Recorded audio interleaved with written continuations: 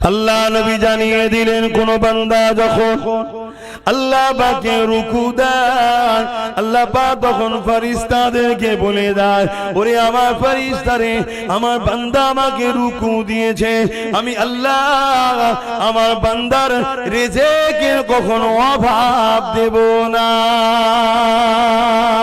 এ যুবকেরা, তরুণীরা, বাপেরা, কোন বান্দা যখন সিজদা করে আমার আল্লাহ বা ফেরেশতাদেরকে বলে, ওরে আমার ফেরেশতারে, আমি আল্লাহ আমাকে ওরা দেখে না, বিল গায়েব না দেখে ঈমান এনেছে, আমি আল্লাহ সাক্ষী তোদেরকে রেখে দিলাম, আমি আল্লাহ আমার সিজদাকারী বান্দা বান্দি দিগকে অবশ্যই আমার জান্নাতে নিয়ে এসে আমার দিদারটা দিয়ে দেব।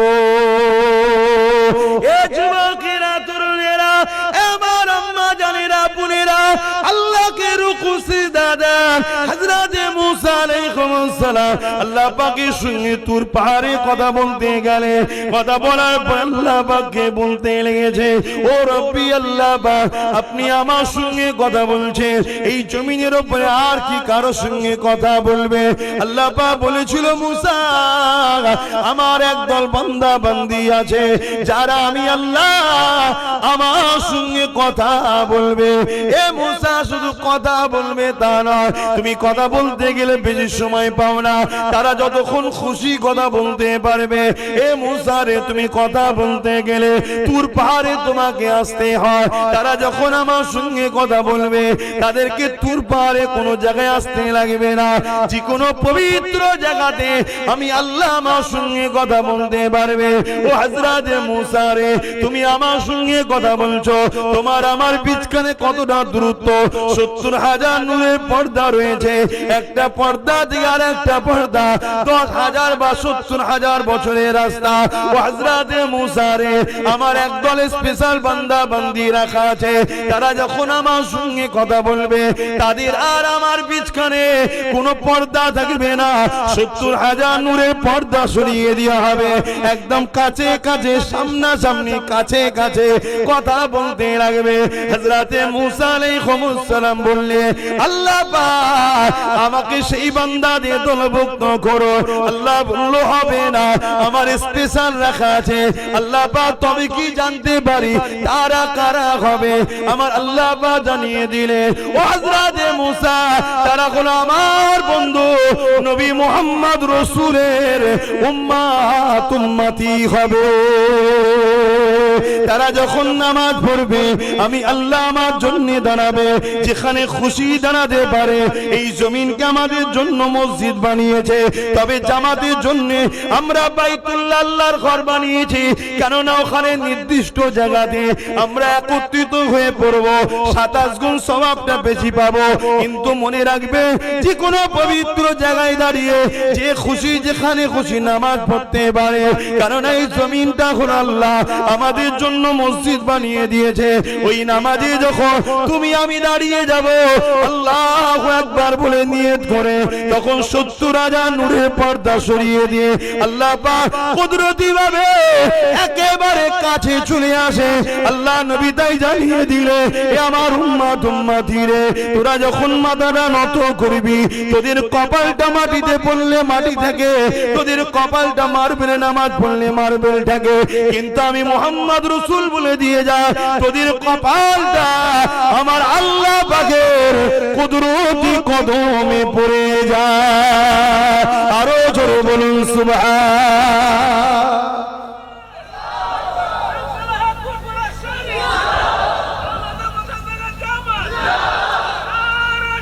আল্লাহু আকবার। আমার আব্বাজান ভাইরা, আমার আম্মা জানেরা, আমার বোনেরা, সেই নামাজ ছেড়ে দাও ইচ্ছা করে করে। আবার হ্যাঁ, এর চেয়ে বড় দুঃখ লজ্জার কি হতে পারে? আরে মুসলমান ঘরের ছেলে মেয়েরা, তরুণেরা, আমার আম্মা জানেরা, দুনিয়া বড় দুদিনে, যিনি আখিরাতের কথা চিন্তা করে, আল্লাহ কোরআনে জানিয়ে দিল, ওয়াল তানজুরু নাফসুম মা কদ্দামাত লিগাদ, পরকালটার জন্য বেশি বেশি করে চিন্তা করো, কেননা পরকাল কপালটা বড় কঠিন দিন হবে। এ যুবকেরা, তরুণীরা, বাপেরা, মায়েরা, বোনেরা, আল্লাহ নবী সাহাবাদেরকে যখনই ওয়াজ করতে প্রায় সময় নবী আমার সাহাবাদেরকে বলতে, বাবারা তোমরা আখিরাতের জন্য বেশি বেশি চিন্তা করবে। সাহাবারা একদিন বলতে লাগলে, ইয়া রাসূলুল্লাহ, হাবিবাল্লাহ, আপনি বারবার আখিরাতের কথা বলেন, ইয়া রাসূলুল্লাহ, আখিরাতটা কেমন হবে? এ যুবকেরা, বাপেরা, আমার আম্মা জানেরা, বোনেরা, আমাদের কি বিশ্বাস নাই যে কিয়ামত অবশ্যই একদিন না একদিন হবে? আমাদের কি বিশ্বাস নাই কবরের জমিনের মধ্যে যখন রাখা হবে, যদি দুনিয়ার জমিনে আল্লাহ রাসূলের হতে পারে, কবরটা বেহেশতের বাগান তৈরি হবে। আর যদি আল্লাহ রাসূলের না হতে পারি, কবরটা জাহান্নামের একটা গর্ত বানিয়ে দেওয়া হবে, যেখানে 99টা সাপ দেওয়া হবে। এ আমার যুবক, এ আমার বোন, আমার আব্বা আম্মা, তোমার আমার কি একবারও মনে পড়ে না ওই কবরের জমিনে তোমার আমার কি দশাটা হবে? আহারে দুনিয়া দুনিয়া দুনিয়া করে পাগল হয়ে গেলা। আর আল্লাহ, আল্লাহ যিনি আমাকে আপনাকে কত সুন্দর করে বানালে, দুটো চোখ দিলেন, দুটো হাত দিলেন, দুটো পা দিলেন, দুটো কান দিলেন, সুন্দর একটা জিন্দেগি দিলে, আল্লাহ আশরাফুল মাখলুকাত করলে, সেই আল্লাহর জন্য, নবীর জন্য কি করলা?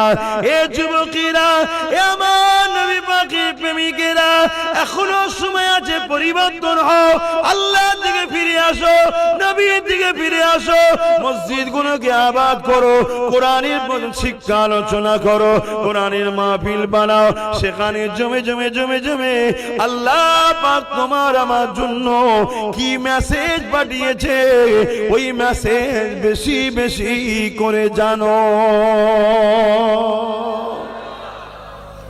এখনো সময় আছে বাবা, নিঃশ্বাস তো ফুরিয়ে যায়নি, কিন্তু নিঃশ্বাস ফুরিয়ে গেলে আর কিছু করার থাকবে না। সাহাবা হুজুর দিগকে আমার রাসূলের পাক যখন ময়দানে মাহশরের কথা শোনা, সাহাবা হুজুর আমার নবী পাককে একদিন জিজ্ঞেস করছে, হুজুর আপনি বারবার ময়দানে মাহশরের কথা বলেন, হুজুর ময়দানে মাহশরটা কেমন হবে? আহা, এই যে সূর্য দেখছেন কোটি কোটি মাইল দূরে আছে, এরই তাপ তুমি আমি সহ্য করতে পারছি না। তাই এত হালকা হওয়ার পরেও অনেক দেখুন ভাইরা সহ্য করতে পারছে না বলে দূরে দূরে আছে। সহ্য করতে পারলে কি বসতো না? তোমরা যেমন বসে আছো। তবে হ্যাঁ, এটা প্রেমের ব্যাপার বাপ। প্রেম থাকলে রাত 12টা হোক, 1টা হোক, 2টো হোক, আর ঝড় হোক, পানি হোক, তুফান হোক, যে যাকে ভালোবাসে তার কথা শোনার জন্য, তার মাহফিলে বসার জন্য, তার জন্য সেখানে হাজির হতে কোনো বাধা আসলেও অসুবিধা হয় নাকি? হয় না। আর সবার প্রেম তো বাপ সমান নয়, অনেকের প্রেম আছে হালকা। চলো দেখি কি হয়, চলো দেখি কি হয়। আবার কেউ আছে দিল থেকে ভালোবাসে, রাত কে রাত ইন্তজারে থাকে কবে একবার মাহবুবের দেখা হবে। কি এমন অনেক লোক আছে না, না রাত জেগে জেগে দরুদ পড়ে, হুজুরের দিদার কবে হবে, হুজুরের দিদার কবে হবে। কেন জানে একবার যদি মুখরাটা দেখতে পায় 7টা জাহান্নামের আগুন হারাম হয়ে যাবে। জোরে বলুন সুবহানাল্লাহ। ভাইরা আমার, তো সাহাবা হুজুররা বললেন, হুজুর ময়দানে মাহশর কেমন হবে? এ যুবক ভাই আমার শোনো, আমার আম্মা বোনগুলো শোনেন, বাপেরা শোনেন। আহা, সূর্য কোটি কোটি মাইল দূর, এক গুণ তাপ, এ থেকে 12 গুণ তাপ বাড়বে, এর থেকে 12 গুণ আরো তাপ বাড়বে। মাথার এক বেগদা ইখতিলা, 1 হাত উপরে সূর্য নেমে আসবে। শুনছেন? এই মাথার ঘিনু ঘুনো গলে গলে নাক দিয়ে যেমন সর্দি বাইর হয়, গলে গলে পড়বে। বানানো কথা মলি সাহেবদের নয়, মানেন তো নাকি? এ মানছেন তো নাকি? মলি সাহেবদের বানানো নয়। মলি সাহেবরা তার বাপের কথা শোনাচ্ছেন আপনাকে যে আমার বাপ বলেছে, না, এটা কালামুল্লাহ এবং হাবিবুল্লাহর কথা। খুব সাবধান হন। আল্লাহ নবী সাহাবাদিওকে বলেন, ময়দানে মাশরে এমন বাপ পাওয়া যাবে নিজের ছেলেকে জমিনে শুইয়ে দিয়ে তার বুকের উপরে পা দিয়ে দাঁড়িয়ে যাবে। ময়দানে মাশরে এমনও ছেলে পাওয়া যাবে নিজের জন্মদাতা বাপের বুকের উপরে পা দিয়ে তার বুকের উপরে দাঁড়িয়ে যাবে। ময়দানে মাশরে এমনও মা পাওয়া যাবে নিজের মেয়েকে জমিনে শুইয়ে দিয়ে ওই মেয়ের বুকের উপরে পা দিয়ে দাঁড়িয়ে যাবে। ময়দানে মাশরে এমনও মা পাওয়া যাবে, এমনও মেয়ে পাওয়া যাবে নিজের মাকে জমিনে শুইয়ে তার বুকের উপরে পা দিয়ে দাঁড়িয়ে যাবে। এক কথা, যার উপরে যার জোর চলবে তার বুকের উপরে পা দিয়ে দাঁড়িয়ে যাবে। সাহাবারা কাঁদতে লাগলে, ইয়া রাসূলুল্লাহ হাবিবাল্লাহ এই রকমটা কেন হবে? আল্লাহ নবী বলেছিলেন, এ বাবা সাহাবারা যেমন লোহাকে আগুনে দিলে পুড়ে পুড়ে লাল হয়ে যায়, এই সূর্যের তাপেতে জমিন খানা পুড়ে লাল হয়ে যাবে, ওই জমিনে দাঁড়াতে পারবে না, সহ্য করতে পারবে না। এই যে যাকে পারবে শুইয়ে দিয়ে তার বুকের উপরে পা দিয়ে দাঁড়িয়ে যাবে। এ যুবকেরা, আজ তোমাদেরকে মুয়াজ্জিন যখন ডাকে মসজিদের দিকে তোমার গুরুত্ব নাই। আজ যখন আমরা উলামারা কোরআনের মাহফিলে ডাকি গুরুত্ব নাই, কিন্তু দুনিয়ার জমিনে যারা তোমাদেরকে লোটে, তোমাদের সহযোগিতা নিয়ে ক্ষমতায় এসে তোমার দিনকেও লোটে, তোমার দিনের সমালোচনা করে, তোমার মসজিদকে মিটায়, তোমার মাদ্রাসাকে মিটায়, তোমার হিজাবকে মিটায়, তোমার দাড়িকে ক্রিটিসাইজ করে, তোমার বাচ্চাগুলোকে অশিক্ষিত বানায়। যারা ইসলামের দুশমন তারা যখন ডাকে সেখানে ভিড় করে যে বসো, কেননা আমার দাদা খুশি হবে, 100 টাকা দেবে, বিরিয়ানি দেবে, মনে রেখে দেবে দুনিয়ায় তুমি যাকে দিল দিয়েছো হাসরে তার সঙ্গে থাকবে। কিন্তু দুনিয়ার জমিনে আমরা আল্লাহর জন্য, নবীর জন্য, কোরআনের জন্য, দ্বীনের জন্য, সত্যের জন্য, ইনসাফের জন্য যারা এই কষ্ট করে করে মসজিদে যায়, ফজরের সময় 5 ওয়াক্ত যায়, মাদ্রাসা বানায়, ওখানে দ্বীনের তালিম শিক্ষা অর্জন করে। অনেকে বলে মোল্লা মৌলভী সাহেব হয়ে কি করবি তোরা, এরপরও তারা পিছিয়ে যায় না। অনেকে আবার দানও করে, অনেকে আবার বলে দান করে কি পাবি, এরপরও তারা দান করে যায়। মনে রাখবেন এক কথাই, যারা আল্লাহ ও রাসূলের পক্ষে থাকবে পরকালে তাদের জন্য আমার আল্লাহ বাকি যথেষ্ট। আরো জোরে বলুন সুবহান। আমার আব্বা জানেরা, বাপেরা, ভাইরা, মায়েরা, বোনেরা খুব ভালো করে বোঝেন, আল্লাহ আমাদেরকে দুনিয়ায় পাঠিয়েছে তিনাকে রাজি করার জন্য, তিনার দাসত্ব করার জন্য, তিনার কথা মতো চলার জন্য। আর তিনার কথা, তিনার দাসত্ব কি আল্লাহ সেটা কোরআন পাঠিয়ে জানিয়েছেন, এবং কোরআনটা বুঝাবার জন্য, জানাবার জন্য দয়াল নবী, রহমতের নবীকে আল্লাহ পাঠিয়েছেন। জোরে বলুন সুবহানাল্লাহ। অতএব আমার আব্বা ভাইরা, কিয়ামত বড় কঠিন হবে, ময়দানে মাশর বড় কঠিন হবে। ওই মাহফিলে যখন আল্লাহ নবী আলোচনা করছিলেন, একটা খুব সুন্দর কথা, একটা হাদিস আপনাদের শোনাই। কমসে কম যাদের আশিক মানুষ, যারা ভালোবাসার মানুষ, আল্লাহ নবী ও আহলে রাসূলদের ঘরে এবং আহলে বায়াতদের ঘরে সাহাবা হুজুরদেরকে যারা ভালোবাসে তাদের জন্য এটা খুব ভালো মেসেজ। ওই মজলিসে হযরতে শেরে খোদা মাওলা আলী কারামুল্লাহ ওয়াজহু উনিও বসেছিলেন। বলুন সুবহানাল্লাহ।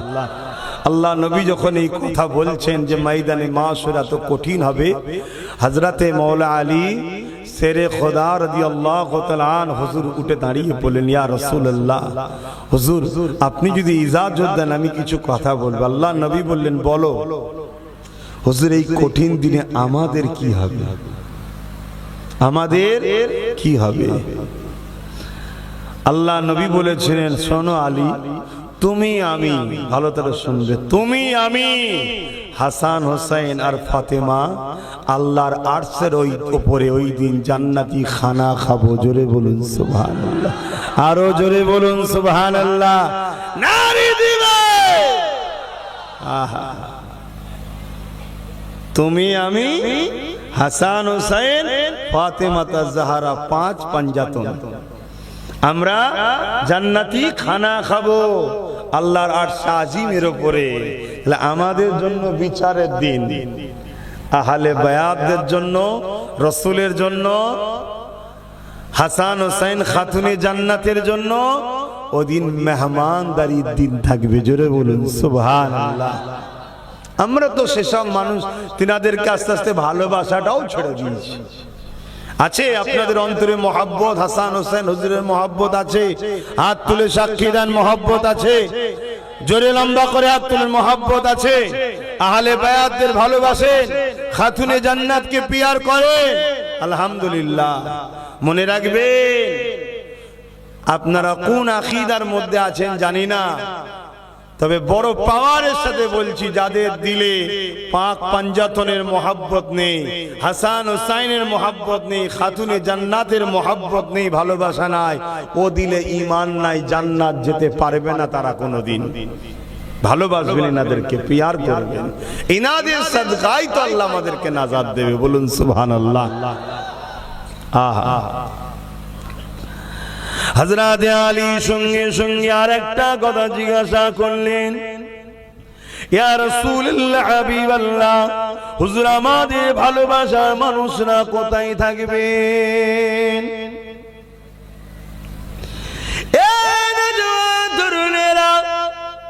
দুনিয়া জমিনে এমন অনেক মানুষ আছে, আজও কারবালার কথা শুনলে চোখের পানি ফেলে কাঁদে, আজও কারবালা আলোচনা করলে চোখের পানি ফেলে কাঁদে, আজও ইমাম পাকদের আলোচনা করলে কাঁদে, আহলে বায়াতদের দিকে সম্মান করে, পিয়ার করে, তাদের জন্য জান পর্যন্ত কোরবান করে দেয়। এ যুবকেরা, তরুণীরা, বাপেরা, এই হযরত মাওলা আলী শেরে খোদা রাদিয়াল্লাহু তাআলা জিজ্ঞাসা করলে, ইয়া রাসূলুল্লাহ হাবিবাল্লাহ, ওই ময়দানে মাশরে আমাদের ভালোবাসার মানুষ যারা দুনিয়ায় আমাদের জন্য কেঁদেছিল, দুনিয়ায় আমাদের আলোচনা করেছিল, দুনিয়ায় আমাদেরকে পিয়ার করেছিল, দুনিয়ায় আমাদের উপরে দরুদ পড়েছিল, ওয়ালা আলে মুহাম্মদ পড়েছিল, দুনিয়া জমিনে আমাদের জন্য, দুনিয়ায় যারা আমাদের বিরোধী ছিল তাদের বিরুদ্ধে সংগ্রাম লড়াইও করেছিল, ইয়া রাসূলুল্লাহ হাবিবাল্লাহ, ময়দানে মাশরের দিনে তারা কোথায় থাকবে? আল্লাহ নবী বলেছিলেন, আলী শোনে শোনে শোনে, আমরা যেখানে থাকব আমাদের গোলামগুলো আমাদের সাথেই থাকবে। আরো জোরে বলুন সুবহান। শুধু হাত তুললেই গোলাম হওয়া যায় না, হাত তুললে হওয়া যায়? সেই প্রেমের পরীক্ষা দেখাতে হবে না, হবে না? হ্যাঁ কি গো, আমার কথা বুঝছেন তো? প্রেমের পরীক্ষা দেখাতে হবে না, হবে না? হ্যাঁ, সামান্য রোদের জন্য কোরআনের রাসূলের আলোচনার মাহফিল ছেড়ে দিয়ে দূরে দূরে থাকবে, আর তুমি বলবে আমি আহলে বায়াতদের ভালোবাসি, হাত তুললে হবে? ভাই, কেন আমার ভাইরাও অনেকে দাঁড়িয়ে যারা আছে তারাও হাত তুলেছিল। কি গো, আমি ভুল বলছি নাকি? বলবেন তাই ভুল বলছি? হ্যাঁ, ভালোবাসা কাকে বলে? কাছে আসে না, দূরে পালানো। তাহলে আজকে এখানে সাহাবাদের আলোচনার জায়গা, হযরত শেরে খোদা আলী হুজুর আলোচনার জায়গা, আহলে বায়াতদের আলোচনার জায়গা, সেখানে আমরা জমে জমে বসবো। এটাই তো প্রেমের একটা লক্ষণ, এটাও তো একটা প্রেমের ইজহার। আরো অনেক কাজ আছে, তার মধ্যে এটাও তো একটা প্রেম। নামাজের বেলায় কোনো আপত্তি নাই, রোজার বেলায় কোনো আপত্তি নাই, হজের নিয়ে কোনো আপত্তি নাই, সমাজে সুদখোর বেড়ে যাচ্ছে আপত্তি নাই, সমাজে চোর চিটিংবাজ বেড়ে যাচ্ছে আপত্তি নাই, সমাজে বেনামে কেমন করে জেনা ব্যভিচারী বেড়ে যাচ্ছে কোনো আপত্তি নাই। ঘুরিয়ে ফিরিয়ে আমার রাসূলুল্লাহ নিয়ে আপত্তি করবে। এ যুবকেরা, তরুণীরা, বাপেরা, যেমন আমার নবী পাককে আল্লাহ সম্মান দিয়েছে, ওই মাকাম সম্মান সম্মানগুলো শুনতে চাই না, ওই মাকাম সম্মানগুলো বলতে চাই না, ওই মাকাম সম্মান থেকে আমাদেরকে সরাবার জন্য প্ল্যান করতে লেগেছে। তার মধ্যে একটা কথা যেমন বললাম, আল্লাহ নবী জানিয়ে দিলে যারা কিয়ামতের দিনে আমাদের ভালোবাসার মানুষ হবে, আমাদেরকে পিয়ার করবে, দুনিয়ায় আমাদের আলোচনার মাহফিল বানাবে, আমাদের কথা শুনে যাদের দিলটা খুশি হবে, এ হযরত আলী রে, তারা ময়দানে মাশরে আমাদের সঙ্গে জান্নাতি খানা খাবে। এই কথাগুলো তারা বলতে চায় না। যদি এই কথা আলোচনা হয়, সমাজকে তারা ভুল বোঝায়, এই কথাটা কখনো মানাতে চায় না। এ যুবকেরা, তরুণেরা, এই আবার বলে দিয়ে যায়, আল্লাহ নবীকে চেনো, নবীকে পিয়ার করো, নবীকে ভালোবাসো, নবীর আজমতকে জানো, নবীকে আল্লাহ কি শানওয়ালা করেছে জানো। কারণ নবী যার মধ্যে না, আল্লাহ সে পাবে না। কারণ নবী পাককে আল্লাহ পাঠিয়েছে। হাবিব দুনিয়ার মানুষগুলো আমায় ভুলে গেছে, আপনি যান ওদেরকে আমার সঙ্গে জুড়ে দেন। তাই আমাদের কাজ হবে নবী পাকের কদমে পৌঁছানো। নবী পাককে আল্লাহ যে কাজে পাঠিয়েছে, নবী পাক তাদেরকে আল্লাহর সঙ্গে জুড়ে দেবে। আরো জোরে বলুন সুবহান। কি গো, আমার নবীর কথা শুনে আপনাদের দিলে খুশি হচ্ছে না ব্যথা হচ্ছে? একটু হাত তুলে বলবেন, খুশি হচ্ছে না ব্যথা হচ্ছে? আল্লাহকে সাক্ষী রেখে বলছি, হাত তুলে রাখুন। যে দিল রসুলের কথা শুনে খুশি হয়, ও দিলে ঈমান আছে। জোরে বলুন সুবহানাল্লাহ। ও দিল ঈমান আছে। ও পাপী হতে পারে, গুনাহগার হতে পারে, বদমাইশি করতে পারে, কিন্তু বেঈমান নয়। ও একদিন না একদিন জান্নাতে যাবেই। জোরে বলুন সুবহানাল্লাহ। আর যে দিলে নবী নেই, নবীর কথা ভালো লাগে না, নবীর কথা শুনতে ইচ্ছা নাই, নবী নবী করলে কি হবে, রাসূলুল্লাহর মর্যাদা আজমতের কথা শুনতে মন যায় না।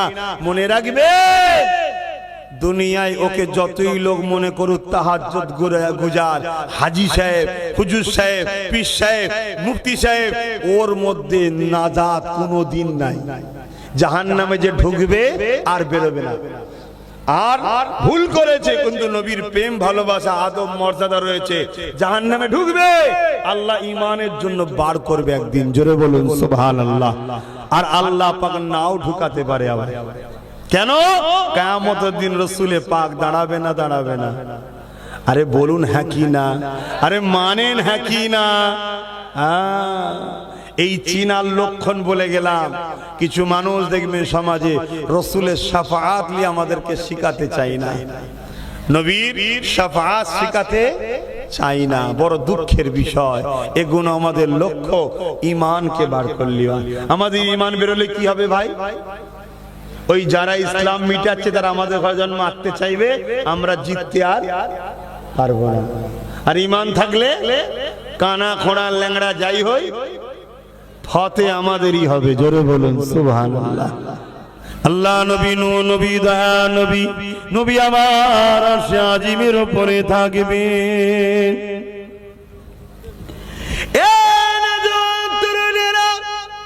এই পৃথিবী থাকবে না, এই পৃথিবীকে আল্লাহ পাক চূর্ণ বিচ্ছিন্ন করে দেবে। এই বিশাল বিশাল পাহাড় দেখছেন, এই পাহাড়গুলোকে আল্লাহ পাক উড়াবে, একটার সঙ্গে আর একটা চক্কর হবে, সব ভেঙে ধুলো মতো হয়ে যাবে। এই পৃথিবীকে আল্লাহ রাখবে না। কুল্লু মান আলাইহা ফান, সব কিছু আল্লাহ ফানা করে দেবে। এ যুবকেরা, তরুণেরা, কতদিন এইভাবে থাকবে কে জানে, আল্লাহ ছাড়া। এই সময় আমার আল্লাহ আওয়াজ দেবে, এ হযরত জিবরাইল ইসরাফিল রে, দুনিয়ার জমিনে যাও, আমার হাবিবকে যে উঠিয়ে নিয়ে আসো। এ নওজোয়ান তরুণেরা, বাপেরা, নওজোয়ানেরা, আমার নবী পাক আজও মদিনা রওজা মুবারকে তোমার আমার জন্য সিজদায় পড়ে গিয়ে আল্লাহ দরবারে এখনো কাঁদতেছে। আল্লাহ নবী হায়াতুন নবী, মানো না মানো না? হাত তুলে তুলে বলো, মানো না মানো না? নবী আমার রওজা মুবারকে এখনো তোমার আমার জন্য কাঁদতেছেন। সেই নবী পাককে উঠাবার জন্য আল্লাহ পাক বলবেন, জিবরাইল ইসরাফিল রে যা, দুনিয়া জমিনে যা, আমার হাবিবকে যে তুলে নিয়ে আয়। এই জমিনটা সেই জমিন থাকবে না। এ যুবকেরা, যুবকেরা তরুণেরা এই ঘর বাড়ি গাছপালা কিছুই থাকবে না। তাই জিবরাইল আলাইহিস সালাম দুনিয়ার জমিনে এসে আমার নবী কোথায় খুঁজে পাবে না। তাই আল্লাহ পাকের কাছে আওয়াজ দিয়ে বলতে লাগবে, ও রব্বি আল্লাহ, আপনার হাবিব কোথায়? আমি জিবরাইল খুঁজে পাচ্ছি না। আমার আল্লাহ পাক বলতে লাগবে, হযরতে জিবরাইল দুনিয়ার জমিনে কান লাগিয়ে লাগিয়ে লাগিয়ে লাগিয়ে শোন, যে জায়গা থেকে দেখবি আমার হাবিবের কান্নার আওয়াজ আসছে, ওই জায়গাতে আমার হাবিব তিনার গুনাহগার উম্মত উম্মতিদের জন্য কাঁদতেছে। আরো জোরে বলুন সুবহান। এত দরদি কে আছে? সারা জীবনটা কেঁদেছে, শিশুবেলা থেকে নিয়ে শুরু করে দুনিয়া জমিন থেকে পর্দা নিয়ে আখিরাতের দিকে রওনা হয়েছে সেই নবী পাক আজও কাঁদতেছে। শুনছেন? যারা আমাদের ঈমানকে লুটতে চায় তারা আমাদেরকে শিখায় নবী পাক মরে গেছে। বলুন নাউজুবিল্লাহ। কেননা নবী মারা গেছে এই কথাটা কেউ ধারণা করলে সে মুসলমান দাবি করতে পারে, কিন্তু মুমিন থাকবে না, ঈমানদার থাকবে না, তার ঈমানটা বেরিয়ে চলে যাবে। কেননা আমার নবী জীবিত হায়াতুন নবী, এই জন্যই তো নবীর বিবিদের ঘরে আমাদের আম্মা জান দিগকে বিবাহ করাটা পৃথিবীর জমিনে সবার জন্য হারাম। স্বামী থাকাকালীন ওই বিবাহিত নারীর সঙ্গে বিবাহ করা যায়? কথা বলুন। আমার নবী তো হায়াতুন নবী, তাই নবী পাকের স্ত্রীদের সঙ্গে বিবাহ করাটা হারাম। হ্যাঁ, আমি সম্মানের দিকে বলছি। আমার আছে আমার নিজের মায়ের থেকেও নবী পাকের স্ত্রী আমাদের আম্মা জান, ওই আম্মাদের সম্মান নিজের মায়ের থেকেও আমাদের কাছে অনেক বেশি হলো নবীর স্ত্রীদের সম্মান। বলুন সুবহানাল্লাহ। নিজের মালি যদি কেউ খারাপ ধারণা করে কবিরা গুনাহ হবে। নবীর স্ত্রীদের খারাপ ধারণা করলে বেঈমান কাফের হবে। কথা কিছু মাথায় ঢুকছে?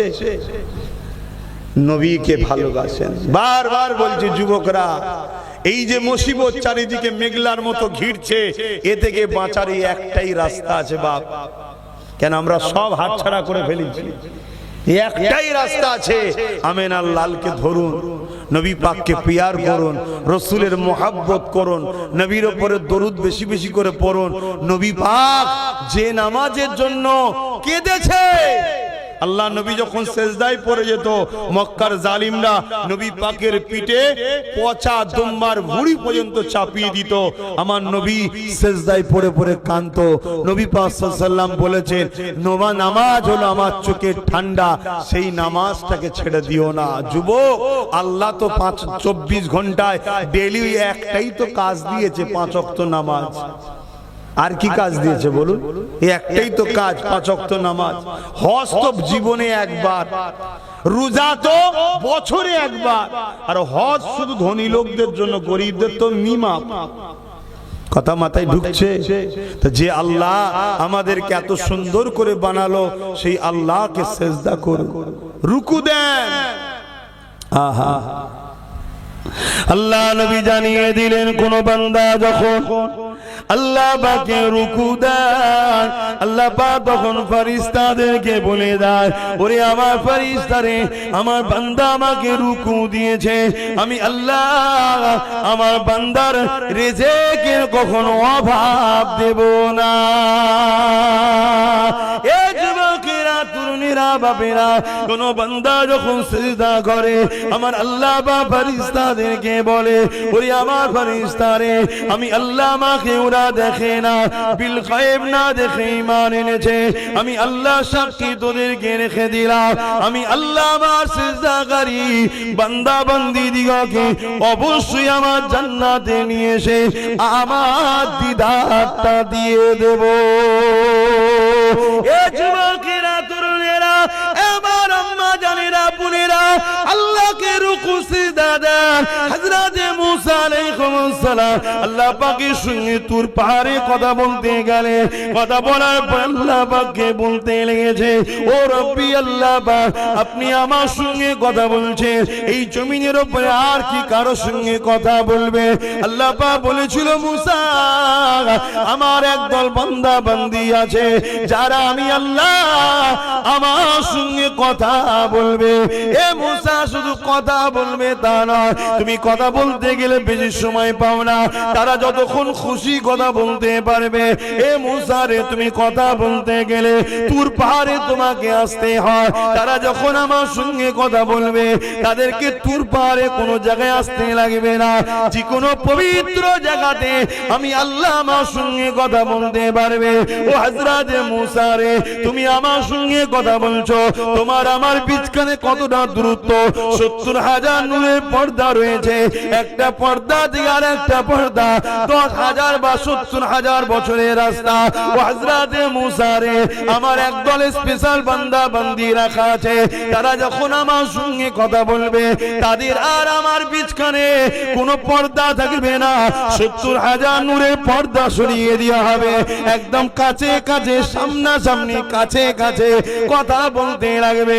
হযরত মুসা আলাইহিস সালাম বললে, আল্লাহ পাক আমাকে সেই বান্দাদের দলভুক্ত করো। আল্লাহ বলল, হবে না, আমার স্পেশাল রাখা আছে। আল্লাহ পাক তবে কি জানতে পারি তারা কারা হবে? আমার আল্লাহ পাক জানিয়ে দিলে, ও হযরত মুসা, তারা হলো আমার বন্ধু নবী মুহাম্মদ রাসূলের উম্মত উম্মতি হবে। তারা যখন নামাজ পড়বে আমি আল্লাহ আমার জন্য দাঁড়াবে, যেখানে খুশি দাঁড়াতে পারে। এই জমিনকে আমাদের জন্য মসজিদ বানিয়েছে, তবে জামাতের জন্য আমরা বাইতুল্লাহ আল্লাহর ঘর বানিয়েছি, কেননা ওখানে নির্দিষ্ট জায়গাতে আমরা একত্রিত হয়ে পড়ব, 27 গুণ সওয়াবটা বেশি পাবো। কিন্তু মনে রাখবে, যে কোনো পবিত্র জায়গায় দাঁড়িয়ে যে খুশি যেখানে খুশি নামাজ পড়তে পারে, কারণ এই জমিনটা হলো আল্লাহ আমাদের জন্য মসজিদ বানিয়ে দিয়েছে। ওই নামাজে যখন তুমি আমি দাঁড়িয়ে যাব, আল্লাহু আকবার বলে নিয়ত করে, তখন 70,000 নূরের পর্দা সরিয়ে দিয়ে আল্লাহ পাক কুদরতি ভাবে একেবারে কাছে চলে আসে। আল্লাহ নবী তাই জানিয়ে দিলে, এ আমার উম্মত উম্মতি রে, তোরা যখন মাথাটা নত করবি, তোদের কপালটা মাটিতে পড়লে মাটি থাকে, তোদের কপালটা মার্বেলে নামাজ পড়লে মার্বেল থাকে, কিন্তু আমি মুহাম্মদ রাসূল বলে দিয়ে যা, তোদের কপালটা আমার আল্লাহ পাকের কুদরতি কদমে পড়ে যায়। আরো জোরে বলুন সুবহান।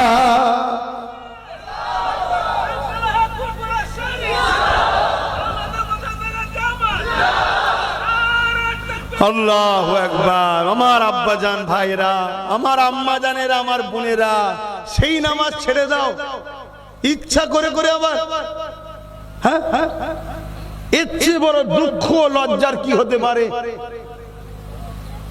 যে আল্লাহ দুটো হাত দিল, দুটো পা দিল, দুটো চোখ দিল, দুটো কান দিল, কিডনি দুটো দিল, কোটি কোটি টাকার সম্পদ দিয়েছে ফ্রিতে। তুমি নিজেকে হিসাব করো, তোমার দুটো চোখের দাম কত, দুটো কিডনির দাম কত, তোমার হার্টের দাম কত, তোমার পায়ের দাম কত, তোমার হাতের দাম কত, তোমার চোখ দুটোর দাম কত, তোমার কান দুটোর দাম কত, সবচেয়ে বড় কথা তোমার দিমাগ, যে দিমাগ তো কখনো লাগাচ্ছ না, ওই দিমাগের দাম কত? যদি আল্লাহ মেন্টাল সমস্যা করত, ঘরের বাপ বা শিকল দিয়ে বেঁধে রাখতো, কেন? তুমি পাগল, মেন্টাল তোমার খারাপ আছে। আল্লাহ তা করেনি, সুস্থ করেছে। একটু ভাবো, যদি না ভাবো তো পরিবর্তন হবে কি করে? আগামী দিন বড় কঠিন দিন আসছে বাপ। সুখের হাওয়া আল্লাহ লাগাচ্ছে, আল্লাহ ভুলে গেলে? হ্যাঁ, আমি জানি না আমার কথায় আপনারা যুবকরা বেজার হচ্ছেন কিনা, কষ্ট পেচ্ছেন আমার ভাইগুলো। ভালোবাসি বলে বোঝাচ্ছি, এখনো সময় আছে। তওবা করো, ফিরে আসো, আল্লাহর ঘরগুলোকে আবাদ করো, আল্লাহকে সিজদা দাও। তবে মনে রাখবে, আসসালাতু মিরাজুল মুসলিমিন নয়, আসসালাতু মিরাজুল মুমিনিন। মুসলমান আলাদা জিনিস, মুমিন আলাদা জিনিস। প্রত্যেকটা মানুষ জন্ম হয় মুসলমান হয়ে। প্রত্যেকটা মানুষ জন্ম হয় কি হয়ে? বলুন বলুন, মুসলমান। ওই মুসলমান ধরুন হচ্ছে পাসপোর্ট, মুসলমানটা কি পাসপোর্ট, ওতে ভিসা মাত্রাই মুমিনের, অর্থাৎ মুহাম্মদ রাসূলের প্রেম ও আদবের। জোরে বলুন সুবহানাল্লাহ। মুসলমান তো সবাই, কিন্তু নামাজ মেরাজ স্বরূপ মুসলমানদের জন্য নয়। মুমিন মুমিনা যখন নামাজ পড়ে তখন তারা আল্লাহর দিদার স্বরূপ হয়। জোরে বলুন সুবহানাল্লাহ। ঈমান ঠিক করে নামাজ পড়ো, ঈমান ঠিক করে রোজা রাখো, ঈমান ঠিক করে হজ করো, আল্লাহ তোমাকে এক সেজদাতেই তার করে নেবে। দুনিয়া তোমাকে টানতে চাইলো, তোমার এই মাথাকে আর আল্লাহ থেকে সরাতে কেউ পারবে না। তোমার দিল মনে হবে দৌড় আমার লক্ষ টাকা লস হয় হোক গে যাক, আমি এখন নামাজটা পড়ে এসেছি। জোরে বলুন সুবহানাল্লাহ। ঈমান ঠিক করে পড়ো। আহা, আল্লাহ কত ভালোবাসে, কত পিয়ার করে, কত মহব্বত করে আল্লাহ। আজকে দুপুর বেলা খাওয়া হয়েছে না হয়নি বলুন, বলুন। আল্লাহ খাইয়েছে। কে খাইয়েছে? আল্লাহ। আপনারা অনেকে মনে করতে পারে আরে আমি মেহনত করেছি তাই তোমার শরীরটাকে সুস্থ কে রেখেছে। মেহনত করার ক্ষমতা কে দিয়েছে? অনেক লোক মেহনত করার পরেও ঘরে ফিরতে পারে না, রাস্তায় অ্যাক্সিডেন্ট করে মরেও যায়। তোমাকে সুস্থ নিয়ে এসছে কে? কোন দিক দিয়ে তুমি তোমার আল্লাহকে অস্বীকার করবে? অতএব সেই আল্লাহ তোমাকে তো কিচ্ছু কাজ দেয়নি বাপ, শুধু বলেছে 5 বার আমার কাছে আসবি, অর্থাৎ আমাকে সেজদা করবি, আর আমার পক্ষ থেকে মুয়াজ্জিন তোকে ডাকবি, আল্লাহু আকবার আল্লাহু আকবার, 5 বার ডাকবে, তুই চলে আসবি। আল্লাহ মহান, আল্লাহ সব থেকে বড়, আল্লাহ মহান, আল্লাহ সব থেকে বড়, তোকে ডাকবে, আসবি, এসে আমাকে সেজদা দিবি, রুকু দিবি, তাসবিহ পড়বি। আর নামাজ যখন পড়বেন ওই নামাজের মধ্যেই আবার আল্লাহ আমাদেরকে নবী চিনিয়ে দিচ্ছে। জোরে বলুন সুবহানাল্লাহ। চিনাচ্ছে না চিনাই নেই? বলুন। নামাজ কার জন্যে? নামাজ কার জন্যে? আরে জোরে জোরে বলবেন তো। নামাজ কার জন্যে? শুধুমাত্র আল্লাহর জন্য। কার জন্যে? আল্লাহর জন্য। নামাজে কেরাত পড়া হয় কার জন্যে? তো সূরা ফাতিহা বা অন্য সূরা মিলান কার জন্য? একটু সারা দেন। রুকু দেন কার জন্যে? রুকুতে যে তাসবিহ পড়েন সুবহান রাব্বিল আযীম কার জন্যে? সেজদা দেন কার জন্যে? সেজদায় যে তাসবিহ পড়েন কার জন্যে? সুবহান রাব্বিল আলা কার জন্যে? আমরা যখন বলি সুবহান রাব্বিল আলা, আল্লাহ বলে ফারিস্তারে দেখ কত গুনাহ করে এসেছে, আর এসে বলছে আল্লাহ আপনি সব থেকে বড় পবিত্র। জোরে বলুন সুবহানাল্লাহ। আল্লাহ আপনি সব থেকে বড় পবিত্র, অথচ সব গুনাহ করেছে। বলে না বলে গুনাহ করেছি না করিনি? আল্লাহ বলে হ্যাঁ ফারিস্তারে এত গুনাহ করে আমাকে সব থেকে বড় পবিত্র বলছে, আমার পবিত্রতার গুণগান গাইছে। ফারিস্তা আমি আল্লাহ ওদেরকে আজ ছেড়ে দিতে পারি না রে, যা সাক্ষী থাক আমি আল্লাহ ওদের গুনাহগুলো মাফ করে ওদেরকেও পবিত্র বানিয়ে দিলাম। জোরে বলুন সুবহানাল্লাহ। আরো জোরে জোরে বলুন সুবহানাল্লাহ। আহা সুবহান রাব্বিয়াল আলা। কার জন্যে? আল্লাহর জন্য। বলুন কার জন্যে? আল্লাহর জন্য। কার জন্যে? আল্লাহর জন্য। একটা বাহানায় আল্লাহ বলাচ্ছি না বলাইনি? আপনারা বিরক্ত হচ্ছেন, কি করব বাপ, আমাদের কাজই তো, আমাদের কাজই তো তোমাদেরকে রসুলের প্রেমিক বানানো, আল্লাহর প্রেমিক বানানোর চেষ্টা করছি। তাই একবার আল্লাহ বলালে বাহানায় চাপে পড়ে হোক যাই হোক, বারবার বলি হোক, একবার যদি বলো আল্লাহ অমনি 40টা আল্লাহ নেকি দেয়। জোরে বলুন সুবহানাল্লাহ। তাই বলাচ্ছি সুবহান রাব্বিয়াল আলা। কার জন্য বলেন? আল্লাহর জন্য। তাহলে রুকু আল্লাহর জন্য, সিজদা আল্লাহর জন্য, তাসবিহ আল্লাহর জন্য, সূরা ফাতিহা আল্লাহর জন্য, কিয়াম আল্লাহর জন্য, সব আল্লাহর জন্য করলাম। এবারে বৈঠকে বসে আছি, নামাজ থেকে ফারিগ হব। আল্লাহ বলছে বাড়ি বান্দারে, ওরে আমার বান্দিরে, তুই কি চাস তোর নামাজটা আমি আল্লাহ কবুল করে নি, তোর রুকু কবুল করি, তোর সিজদা কবুল করি, তোর কিয়ামটা কবুল করি, তোর তাসবিহটা কবুল করি? জি আল্লাহ কবুল করলেন, কবুল করলেন। আমার আল্লাহ বলে হায় আমার বান্দা বান্দিরে, তাহলে নামাজ থেকে ফারিগ হওয়ার আগে আমার বন্ধুকে সালাম সালামটা দিয়ে দে। আত্তাহিয়াতু লিল্লাহি ওয়াস সালাওয়াতু ওয়াত তাইয়্যিবাতু আসসালামু আলাইকা আইয়ুহান, বলুন বলুন, আমার নবীকে সালামটা দে। এ নজওয়ানেরা, আমাদেরকে অনেকে বলে নবীর কথা মনে পড়লে নাকি নামাজ হবে না। হায়রে বড় দুঃখ লাগে, কেন নবী চিনতে পারলেন না? নামাজ হয়েছে নবীর জন্য, কোরআন পেয়েছে নবীর জন্য, কোরআন চিনলেন, নবী চিনলেন না। অথচ কোরআন নবী পাকের মর্যাদার গুণগান গেয়েছে, নবীকে ধরার কথা বলেছে, নবীকে পিয়ার করার কথা বলেছে, নবীকে অনুসরণ করার কথা বলেছে, নবীর ইত্তেবা করার কথা বলেছে, নবী ছাড়া নাজাত নেই বলেছে। সেই কোরআন চিনলাম, কোরআনটা জিনার উপরে এসেছে, এই রাসূলুল্লাহকে চিনলাম না। মনে রাখবেন, আল্লাহ পাক কোরআন তিলাওয়াতকে ইবাদতের মধ্যে শামিল করেছে, আর নবী পাকের প্রেম আদবটাকে আল্লাহ পাক ঈমানের মারকাজ বানিয়েছে। এই মনে রাখবেন, নামাজ আল্লাহর জন্য, রুকু আল্লাহর জন্য, তাসবিহ আল্লাহর জন্য, সিজদা আল্লাহর জন্য, সুবহান রাব্বিল আলা আল্লাহর জন্য, সুবহান রাব্বিল আযীম আল্লাহর জন্য। আল্লাহ পাক বলে, বান্দা তোর নামাজ যদি কবুল করাতে চাস, আমার হাবিবকে সালামটা দিয়ে নে। এই সময় আমি আপনি জিজ্ঞাসা করতে লাগবো, ও রব্বি আল্লাহ পাক, নামাজ তো শুধু আপনার জন্য, আপনি গায়েরকে কেন এখানে ঢুকাচ্ছেন?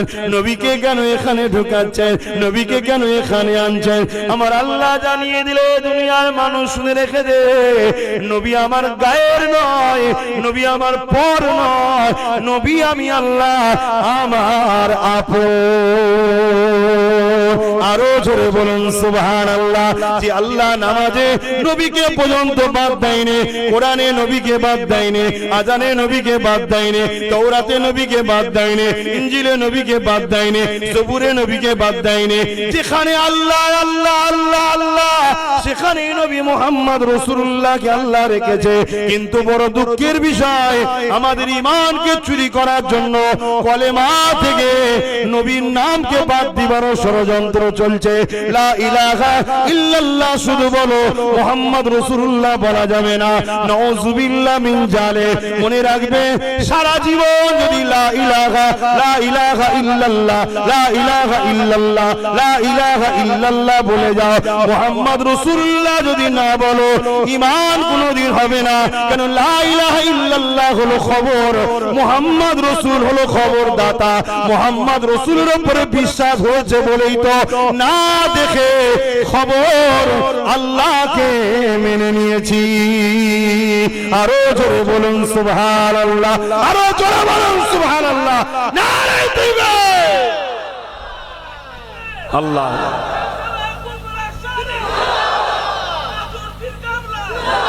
শুনছেন, শুনছেন? একটা মানুষ পাহাড় পরিমাণ, পৃথিবী পরিমাণও যদি গুনাহ করে, যদি ঈমান নিয়ে সে কবরে যায়, ওর নাজাত আছে না নাই? আচ্ছা, গুনাহ করেছে, গুনাহ শাস্তি মেয়াদ আছে, আল্লাহ সে শাস্তি দেবে, জেল দেবে, খাটাবে, শাস্তি দেবে। কিন্তু ও নাগরিক হওয়ার জন্য ওকে আবার দেশ ছেড়ে দেবে। কি আমার দেশেও শাস্তি আছে না নাই? কিন্তু নাগরিক যদি না হয়, তাকে ছাড়বে নাকি দেশ? তাড়িয়ে দেবে। তা আমরা যদি আল্লাহ রাসূলের মহব্বত, ভালোবাসা, আদব যেটা আল্লাহ করতে বলেছে আমার নবীকে, সে জায়গায় যদি আমাদের ঘাটতি হয়ে যায়, তাহলে নাজাত নাই। মনে রাখবেন, তার নমুনা প্রেম আমাদেরকে দিতে হবে। রোদ হোক, পানি হোক, ঝড় হোক, তুফান হোক, যেখানে নবীর কথা হবে ওই জায়গায় বসা অভ্যাস করুন। যেখানে রাসূলুল্লাহর আলোচনা হবে ওখানে জমে জমে বসা অভ্যাস করুন। কেন তুমি এসেছো? না, আমার রাসূলের কথা হবে, আমি যাকে ভালোবাসি তিনার আলোচনা হবে, তাই আমি শুনতে এসেছি। জোরে বলুন সুবহানাল্লাহ। এটা একটা প্রেমের বৈশিষ্ট্য। এই পৃথিবী যখন ধ্বংসের দিকে যাচ্ছিল, এই পৃথিবীর জমিনের উপরে মানুষগুলো যখন মানুষের সুরাতে খসলতে পশু থেকেও খারাপ হয়ে গিয়েছিল, নিজেদের মা গুলোর পর্যন্ত জোদাবরুকে লুটে নিত, নিজেদের বাপ গুলো বেটি গুলোকে জেন্ত জেন্ত পুঁতে দিত। বড়রা ছোটদেরকে কোনো সম্মান তো দূরের কথা, অন্যায় ভাবে তাদেরকে হত্যা পর্যন্ত করে দিত। ধনীরা গরিবদের কোমরে বেড়ি দিয়ে বাজারে দিনামে তুলে তাদেরকে বিক্রি করে দিত। এ যুবকেরা, বাপেরা, না জওয়ানেরা, আল্লাহ পাক আমার নবী পাককে দুনিয়া জমিনে পাঠালে এবং সাথে কালামুল্লাহ কোরআন শরীফকে পাঠালে। হাবিব দুনিয়া জমিনে গিয়ে এই ধ্বংস পৃথিবী ও আমার শ্রেষ্ঠ মখলুক মানুষগুলোকে আপনি বাঁচান, আপনি দুনিয়া জমিনে যান, আপনার দ্বারা এদেরকে আপনি দ্বীনের মেসেজটা দেন। এদেরকে কেন আমি আল্লাহ বানিয়েছি এই খবরটা এদের কাছে পৌঁছে দেন। এদের কাজ কি এদেরকে জানিয়ে দেন। এরা কোন রাস্তায় গেলে কামিয়াবি পাবে এদেরকে জানিয়ে দেন। এ যুবকেরা, তরুণীরা, বাপেরা, আল্লাহ নবী, নূর নবী, দয়ার নবী এই পৃথিবীর জমিনে আসলে 570 খ্রিস্টাব্দে 12 রবিউল আউয়াল সোমবার শুভে সাদেকের সময় আল্লাহ নবী দুনিয়া জমিনে এসে এই ধ্বংস পৃথিবীকে বাঁচাবার জন্য নবী আমার কাজ শুরু করলেন। এ নওজোয়ান তরুণেরা, এ নবী পাকের প্রেমিকেরা, আমাদের কাজ আপনাদের কাছে বাঁচার রাস্তাটা শুধু পৌঁছে দেওয়া। অর্থাৎ রাসূলের পাক যে সময় এসেছিলেন পৃথিবী অন্ধকারে আচ্ছন্ন হয়ে গিয়েছিল, পৃথিবী সন্ত্রাসদের কবলে চলে গিয়েছিল, পৃথিবীতে মানবরূপী পশুগুলো গরিবদের কোমরে বেড়ি পরিয়ে বাজারে নিলামে তুলে বিক্রি করত, পৃথিবীর নারীগুলোকে জেন্ত জেন্ত পুঁতে দিত, পৃথিবীতে খুন খারাপি, ধর্ষণ, ব্যভিচারী, অশান্তি ভরে গিয়েছিল। ইনসাফ বলে কিছুই ছিল না, ইনসানিয়াত বলে কিছু ছিল না, মানবতা বলে কিছু ছিল না। এক আল্লাহকে ভুলে গিয়ে 360টার অধিক নকল খোদার উপাসনা শুরু করে দিয়েছিল।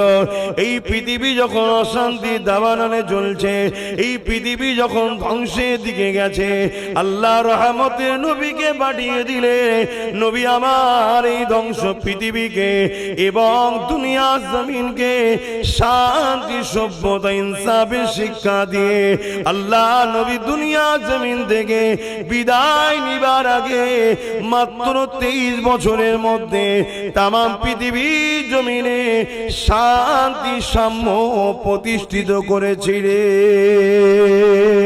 আরো জোরে বলুন সুবহান।